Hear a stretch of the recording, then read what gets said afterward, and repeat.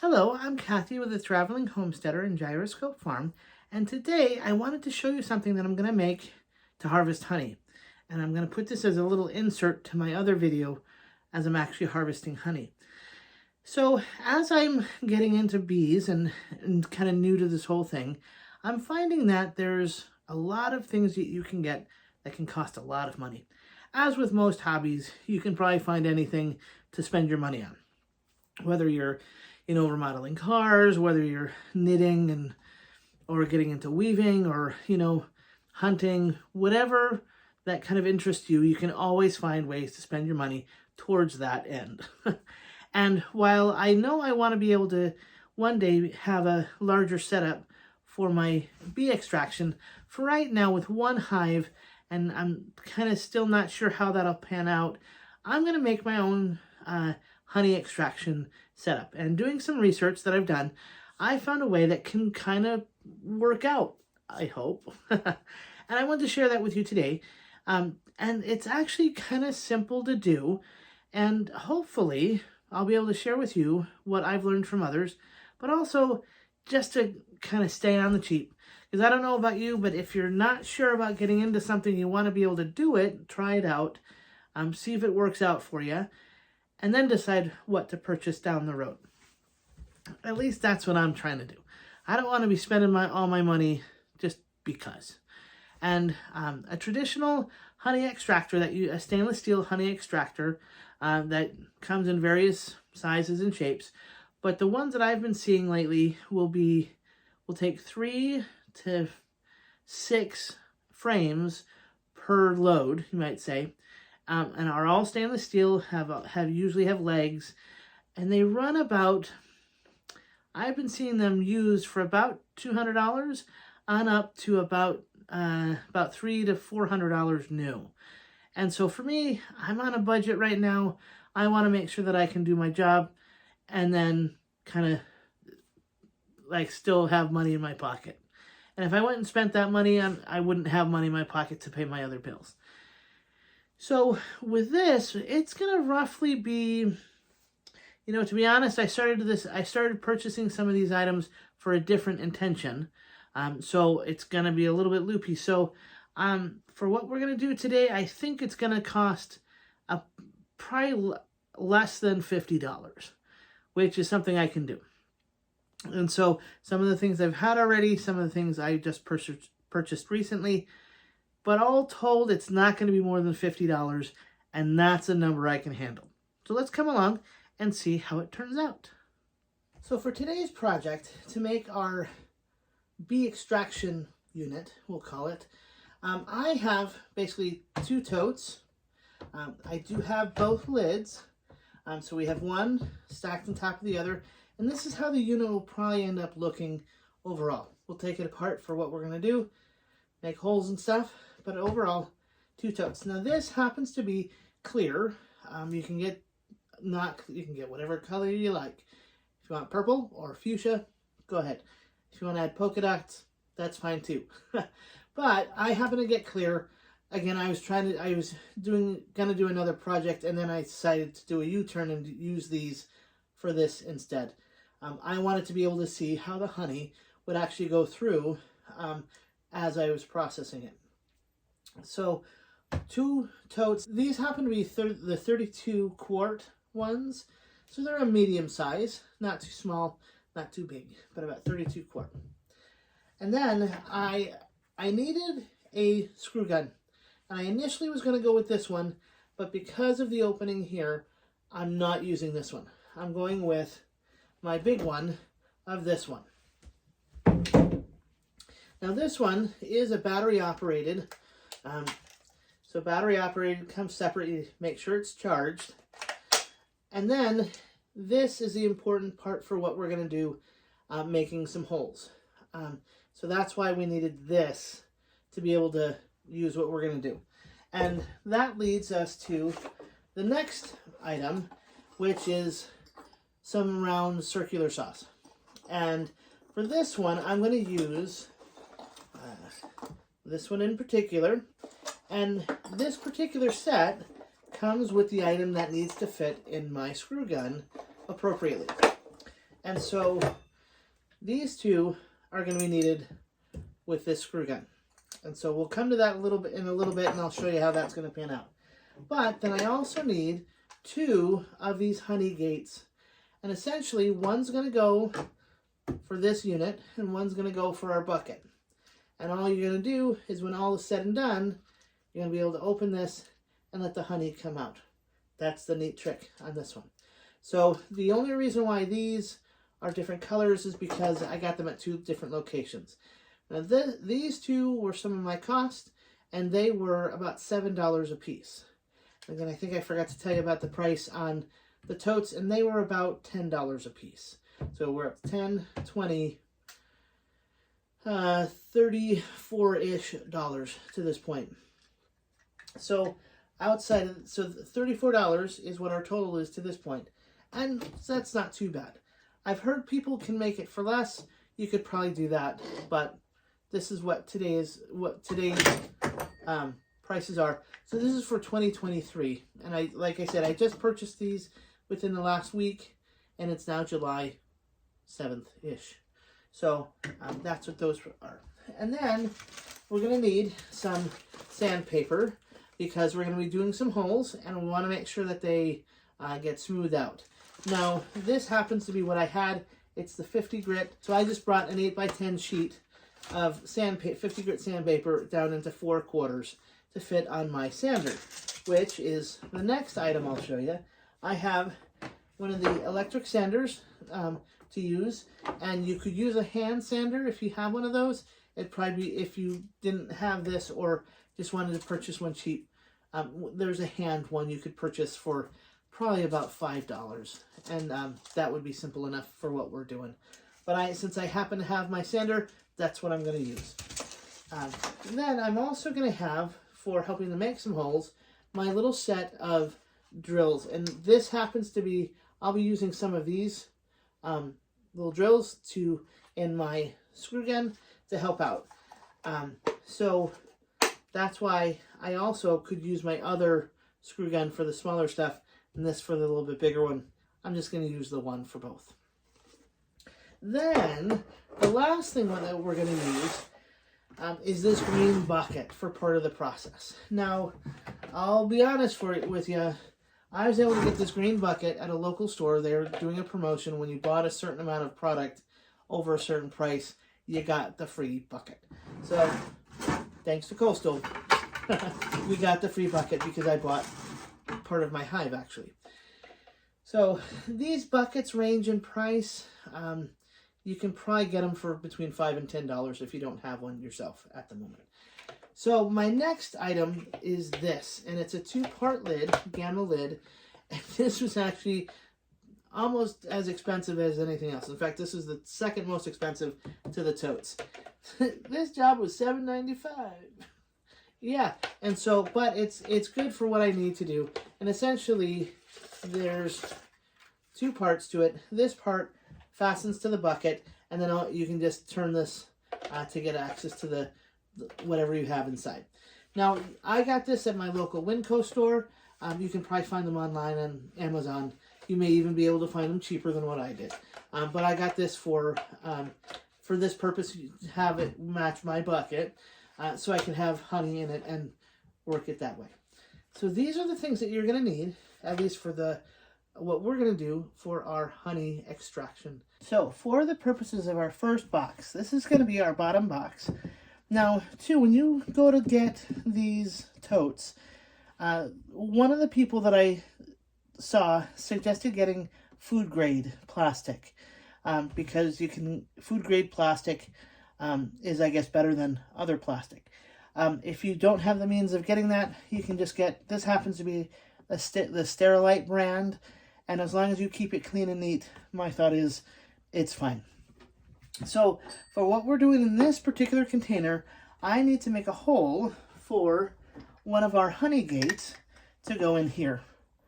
And what I'm going to do is I'm going to use my little saw here in my screw gun to make that happen. But I need to use this tool to make it happen. And I had to take a minute to make a go of it. And essentially, you're going to just loosen this nut to have that come off. You're going to unscrew that, put it through the center of this tool, and have this drill part is going to come out first, and it'll make the first hole. And so that's what you're going to have to stick out. Okay, and then you just put it back together. And you want to make sure, in fact, you got to put it on the right way. So you just screw it back on. So with this part, what it's really important too is make sure that this drill bit is as centered as possible, but that also it doesn't have the ability to move. Like right now, it can wiggle, and you don't want to do that when you're trying to get it to drill in your plastic. You want to try to make as clean a hole as you can make. So you want to make sure that this is centered and tight. And so that's good for now. And then you just place this end into your drill bit, or the hole for the bit. And you can widen this out as you like it to make sure that it fits, and then you tighten that up. And again, you don't want to have it come loose on you. So you got to make sure that it all kind of comes together and stays tight as you can stay as tight as you can keep it.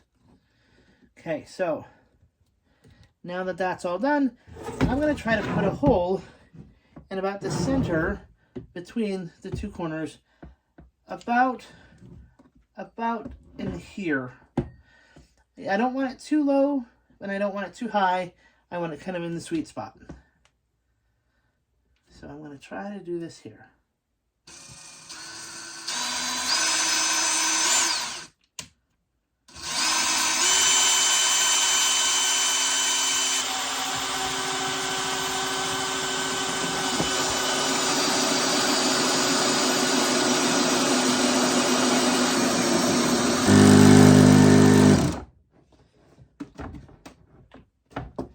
Okay, so as you can see, I was a little more gentle, and it ended up going a little bit better this time.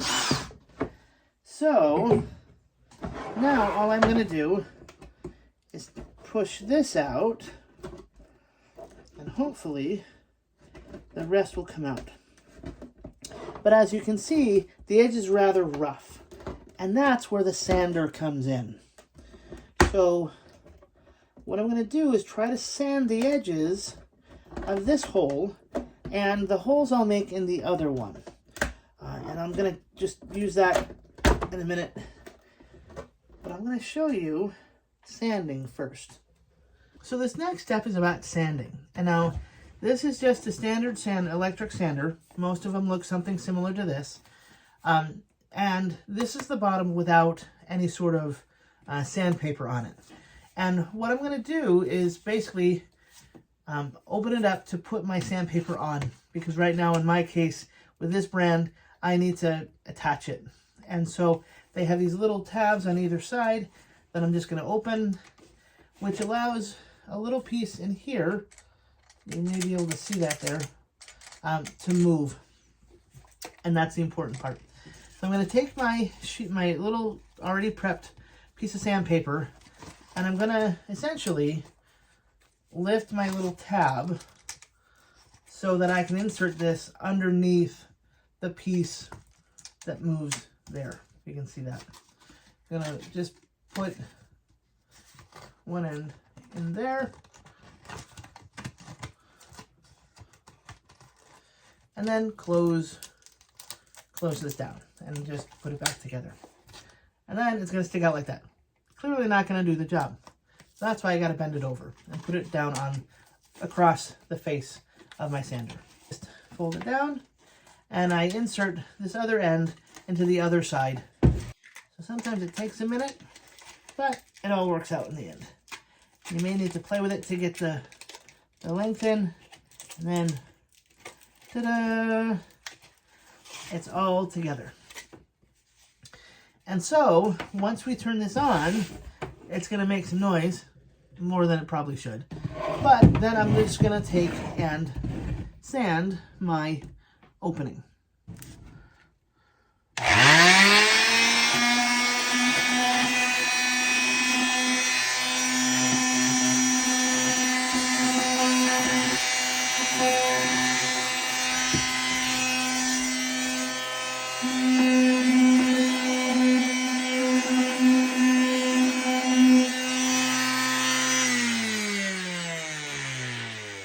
So that little bit was a lot of noise for not a whole lot of stuff.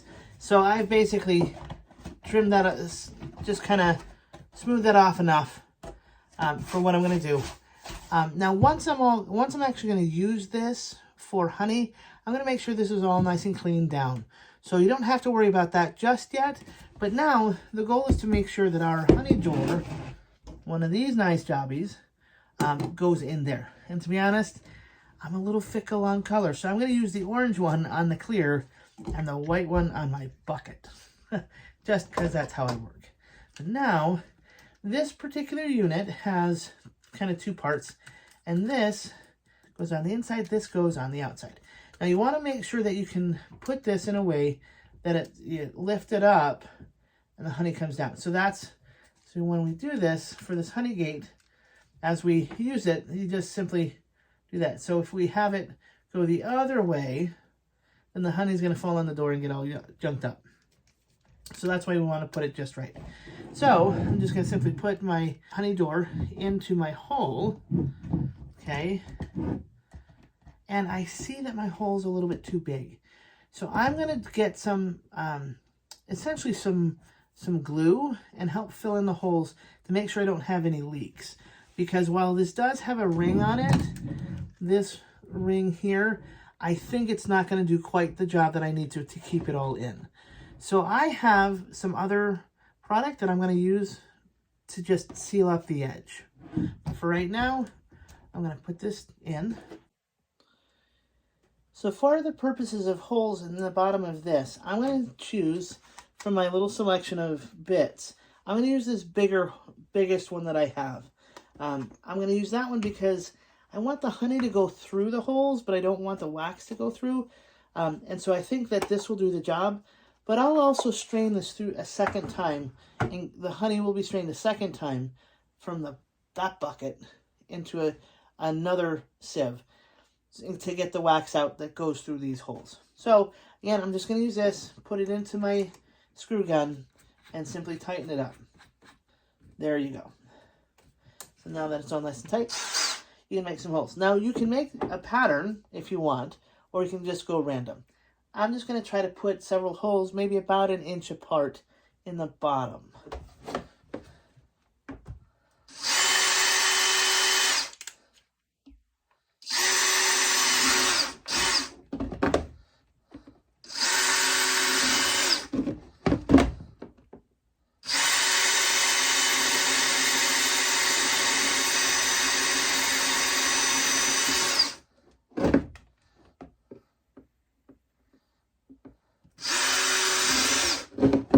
Now too, what I'm doing is actually alternating the lines of holes so that the holes are a bit staggered. You may be able to see here that, so I have one here, and the next line I have offset. So I'm going to try to stagger them that way so it doesn't have as much pressure, you might say.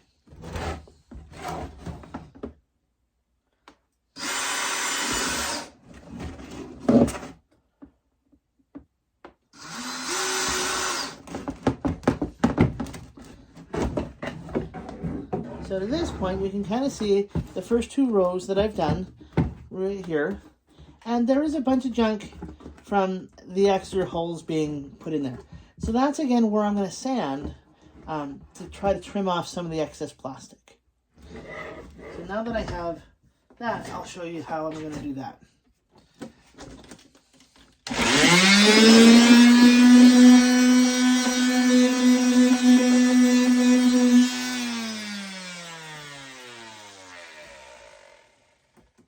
So that was the easiest part. It took longer to actually drill the holes than it did to sand them off.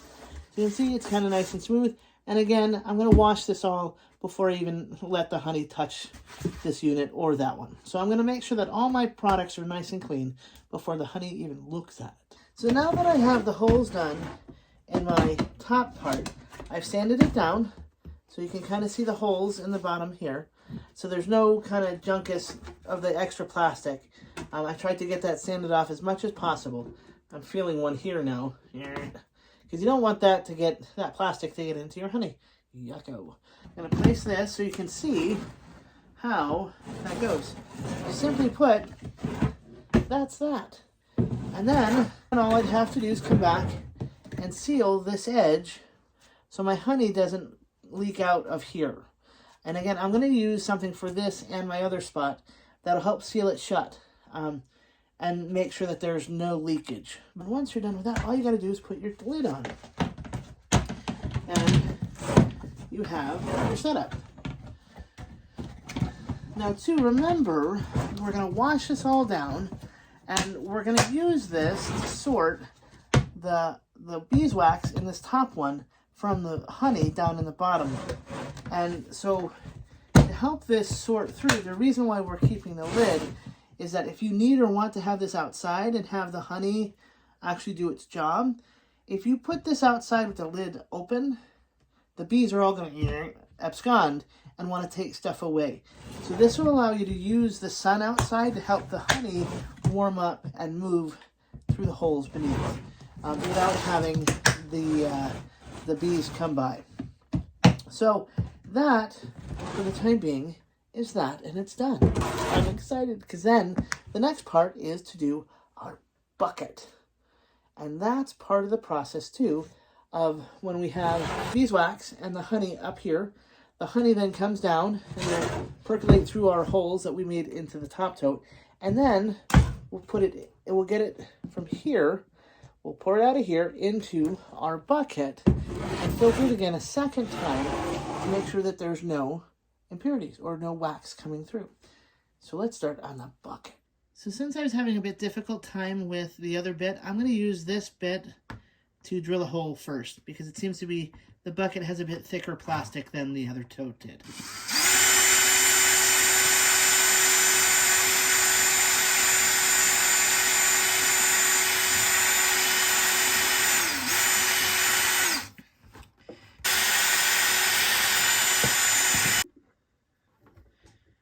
Funny how putting the drill on in the appropriate direction helps you make that hole. So I was able to get a hole finally with the drill bit, and now I'm going to go back in with my other bit so that I can actually make the larger hole for the honey gate.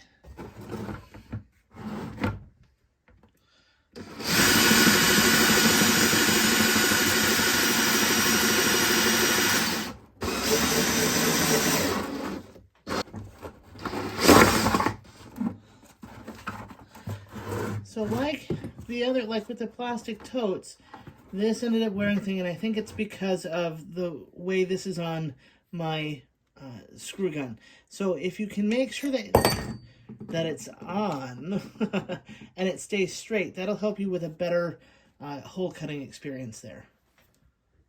So thankfully the hole did come through, which was a real good thing. But just remember to make sure that all your parts are nice and tight within your bit here, but then also that you can secure your bucket in a way that it will not move around that much. Because as you saw, I kind of struggled with it moving around a bit. So now the next step, make this a little bit smoother without having the jagged plasticky around.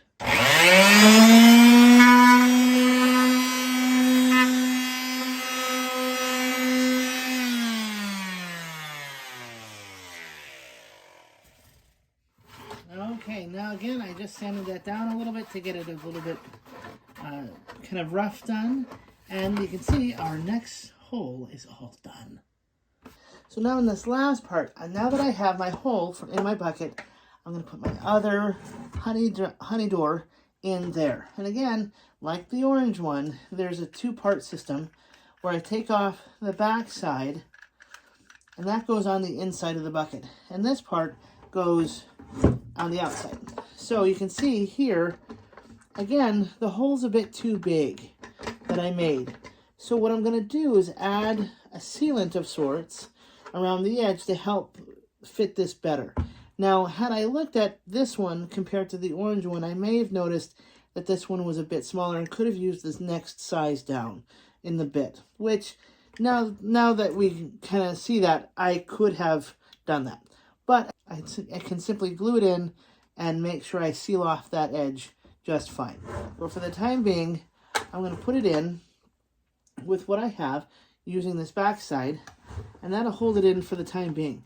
But remember, when we put it in, this little nub down here is the bottom. And so we want to make sure that the door can open so the honey can flow out, starting from the bottom instead of the other way around. Otherwise, the honey will go the wrong direction. Or I shouldn't say the wrong direction, but it'll get all sloppy. And it'll still come out, but it'll get all junkusy, and you'll lose your honey. So as I'm kind of putting this together, it is rather loose in there. You can see it kind of turns. And that's not what we want. We want it kind of stuck and staying in place. But again, I will adjust it by adhering some adhesive to make that happen. Now I essentially want it to look a bit like that. Right now it's just kind of sitting there, and it's not going to stay very well. But there are certain things that you can adjust as you go. And like you saw with me as I'm doing this in real time, this is an issue that if I do it again, I'll have to adjust the hole according to the make of the honey door. Something else I wanted to show you before we get too much further is that this bucket, like I said, had a lid to it. And it's a two-part lid. Now, I'm going to take this label off in a moment. But this frame goes right on top. And this is something that you have to press down in order for it to stay on. And so when you do it, you have to put a fair amount of pressure on it. And sometimes you have to go around a few times to make it happen. But other times, not so much. But you can kind of see here how there's a little bit of a bend. And that part has to now be pressed down onto the bucket. And sometimes it's a little harder to do than you expect. We may need to just stand up or do things a little differently, but this should be able to slide right on to the lid and stay secure. Okay, so with a little effort, I was able to press it down. You can see now it's all the way on the bucket. And that's the hardest part for the bucket. It's just getting this lid, this section of the lid on the bucket. And now, once I take this off, and like I said, this is the brand if you want to look for this. There's probably other brands of these lids, but this is what I found in my local Winco. So I'm just going to take this off, and there you go. And now I'm just going to put this on, and when I put it on, I can then make sure that whatever I have in this bucket will stay free and clear. So now it's about that time to actually put it to use. So I'm going to clean this all up, and I'm going to get a sealant to put for this honey door that has to be faced that way. And for the other honey door on my separator, the wax, or my honey separator. Otherwise, we are kind of done with this, and we can go and put it to use. Hey there, so now it's the next day after working on my honey extractor, and I had kind of fouled things up with one of my boxes. This box I had accidentally broken out a piece in a really weird shape. And as you can see, I went to try to fix it, and it didn't work out as I had hoped. This kind of sludgy looking stuff is, it's actually a cool product that I ended up finding several years ago when I was working on my RV. But it's called this stuff called Flex Seal, and it comes in different forms. And this happens to be what I used on that to spray on. And while I believe it would do the job for that, I just wanted it more neat and clean. And so I just went and bought a new tote to then redo the whole thing. So I don't have the ugliness now. I don't have that big old hole. And this is the new setup. So this is the top tote that has the holes in it. And I'll show you. So here you can see the holes, I hope, that I've drilled in. And essentially, I just put it in the bottom tote. And that's kind of about as high-tech as it's going to get. So there you can see how they sit together. And now you can see how the bottom of the first box gives it plenty of room for the honey to drop through the holes and into the bottom tote. And then when all is said and done, I can just open this door, this honey door, and let the honey filter out into, or I shouldn't say filter out, pour out into the next stage of the process. But now, basically what I want to do is make sure that this door on this tote and the door on my bucket, on this bucket, both are solidly in their spots. So, because you can see, like with this one, it still turns a bit. And so, because the hole that this is coming through was just a little too big, I wanted to seal it shut. And while I was hoping that this would work for that job, it just is too much, and it's not quite as pointed. But this product, this Flex Seal company, as seen on TV, as it says, does have another variation that I wanted to use. And so I went out and was able to buy this, and it's the Flex Shot. And it has a bit of a tip to it that you can just cut the tip and then you put it into place. And so I'm not a spokesperson for this. I'm not getting paid at all for this. But I do like this for certain jobs, and this is one of those jobs. And I think it'll do the good job. Now, they claim that you can do all sorts of fun and cool stuff. I'm just looking for practicality. And this is practical to me because I can cut the tip and actually get into the tight spots where I need. And crossing fingers, it sets, and the honey won't get out. Now, if you decide to get this, you're more than welcome to get it. I did end up getting the clear one. They do come in white, and depending on what other product you get from them, they also have black. So there's clear, white, and black options in a variety of forms. So I got clear because I don't know, maybe I'm a little a little conceited, and I wanted to have it match or not be offset by the color of the bucket or the color of the totes. So now we're going to actually go and put this in the spots that I need to. Okay, so the time has come. When you use this Flex Shot, it does say it will form a tack in about 20 minutes, but to let it cure for 24 to 48 hours before it's like perfectly solid. So with that in mind, I'm just going to take this and put it right along the seam of my door. And I'm going to try to kind of push it in, making sure it goes down in the grooves and is able to stay nice and sealed. So as I'm doing this, crossing fingers, this actually keeps a good seal. Now, this is plastic or a rubber, so it will kind of stay pretty close to your skin for a long time if you don't watch out. So within the tight spaces, we want to get just so. Oops, got a little bit of overshot here.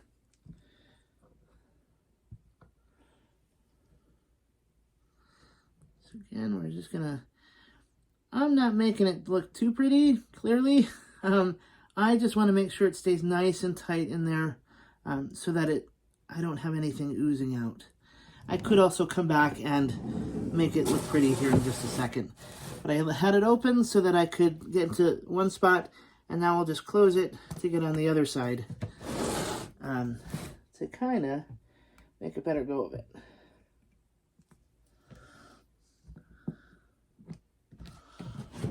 So it's kind of as easy as that. Now, this did come with a bit of a head cover to it, and that's what this is. And so I'm going to try to use this to help kind of neaten things out, at least on the outside. And then I'm going to let it sit and do its job of sealing shut for about 24 to 48 hours, just like the directions said. And so I'm pretty confident that this will turn out just as I need it, and it'll do the job really well. Now, if you have another option that you want to use, go ahead and use it. But part of the reason why I'm going with this is that it's on the outside and it's not food grade. And I wanted to try to keep this as food grade as possible, since this will be housing things that I will be or other people will be consuming. I didn't want to have too much extra junk kind of coming into the picture. So now that I'm pretty much done with that, I'm going to move on to my bucket and do my bucket. So you can kind of see on this one how it turned out. And this one is a little bit trickier because for some reason this particular unit is a different size than the orange one. And so I have to let it sit a little bit differently to hold while this sets around it. And so here we go.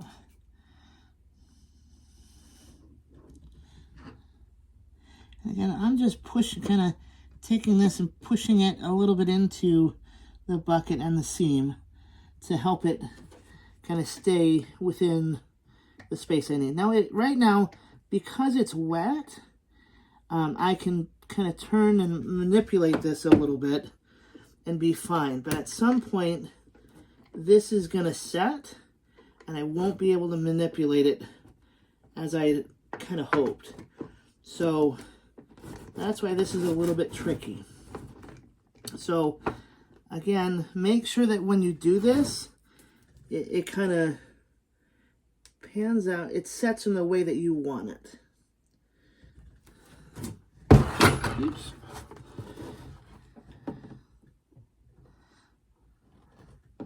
So I'm just going to let it kind of seep into the right places. And again, this is like a rubber. It's a kind of a liquefied rubber.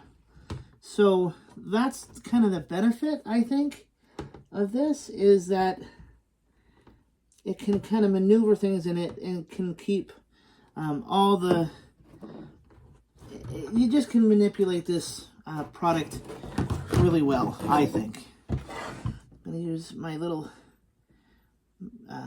tip here to, again, kind of smooth out what I can on my bucket.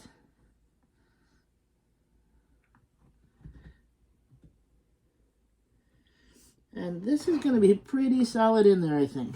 But now I want to make sure that my honey door is a little bit straight. So I'm just going to try to adjust it slightly and then kind of leave it alone. And so with that, that is kind of that. And now I'm just kind of playing with it, making sure it's not too scary looking. All right, so now it's time to wait. So the next step that we're going to do is actually, once this is all dried, I'm going to actually wash out all this before I put my honey in it, or before I attempt to put my honey in it. And then it's going to be time for extraction. And so I'll show you, the next time we'll see this is probably in my next video on honey extraction. And so keep this kind of close by so that you can see kind of how I use this in the process of honey extraction. Now, when this comes up, I will point out that this is maybe not your standard way. It is a way that some people can do it and do it. There are other more maybe traditional ways. For me, this will work for now until I get, I don't know, what some might call the proper setup. But again, I'm trying to go on a budget. I'm trying to remember that I just have one hive. And so this may be of use to you if you have a means of being able to just get started and just get going. And two, the other reason why I want to do it this way instead of the other way is that traditionally you leave the wax on each of the frames of the hive. You just take out the honey. For this purpose, I'm going to be taking out the wax and the honey because I'm going to want to use the wax for something else. Now, there's probably going to be some debate whether that's a good idea or not to take the wax and the honey off. But I'll be putting back some honey that the bees can use as kind of more food for themselves. So depending on which school of thought you go with beekeeping, you can kind of go a couple of different ways. And again, it's a learning process for me, and I hope also for you. But let's go in this next step and see how these are going to work in the whole grand scheme of things, actually harvesting honey. So thanks again for stopping by and checking us out all the way to the end. If you haven't already, please hit the subscribe button and tell me what you think. How are you doing beekeeping, or are you interested in it? This will be a real fun time to see kind of what you're harvesting this time of the year. This is kind of the start of actually processing different things. So if you're harvesting something, could be broccoli, it could be zucchini, it could be honey, it could be fiber from your sheep or from your alpacas. Let me know down below in the comments below what you're harvesting at this time of year.